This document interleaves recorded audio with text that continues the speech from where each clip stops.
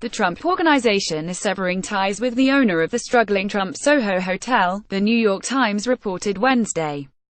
It's the latest in a long list of setbacks for the struggling luxury hotel and marks the second time this year a Trump development has had the family name stripped off. In June, the Trump International Hotel and Tower in Toronto was bought out and will be renamed the Street Regis Toronto. In press release following the announcement, the Trump Organization called the Soho property one of the finest in New York City, with recognition among top critics. Here's the press release on Trump SoHo pic.twitter.com/. Christina Alessi at Christina Alessi. November 22, 2017. In April, the building's main restaurant announced it would close. Lawyers for the restaurant cited a decline in business after the election. The reality is, the property was failing, and had been, even before Donald Trump announced the project on an episode of The Apprentice in 2006. Back then, Trump promised the Soho condominium would be a work of art, an awe-inspiring masterpiece. The project was doomed from the start. At the beginning of construction, excavators found human remains at the site and discovered it was where the Spring Street Presbyterian Church, an abolitionist church, once stood in the 1800s. This started a weeks-long battle between New York residents who wanted to keep a part of New York history and the Trump Organization, which wanted to move on with the construction of their condo property. Another setback for the Trump Organization came when a construction worker fell 42 stories to his death while working on the property.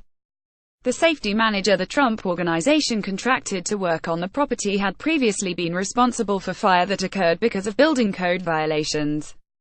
The fire took the lives of 2 firefighters.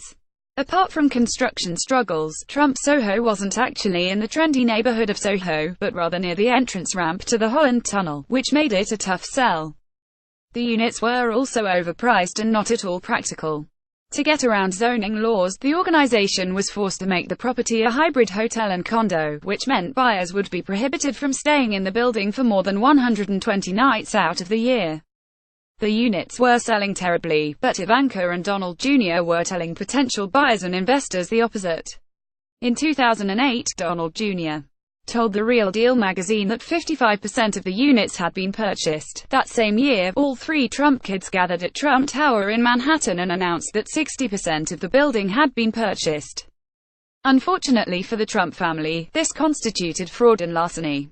According to joint reporting by ProPublica and WYNC, prosecutors in the Manhattan District Attorney's Office had worked for 2 years to build a criminal case against Ivanka and Donald Jr. for misleading prospective buyers. The two were very close to being charged with felony fraud, but were saved when the district attorney, Cy Vance, dismissed the case after he was approached by a top donor, longtime Trump attorney Mark Kasowitz.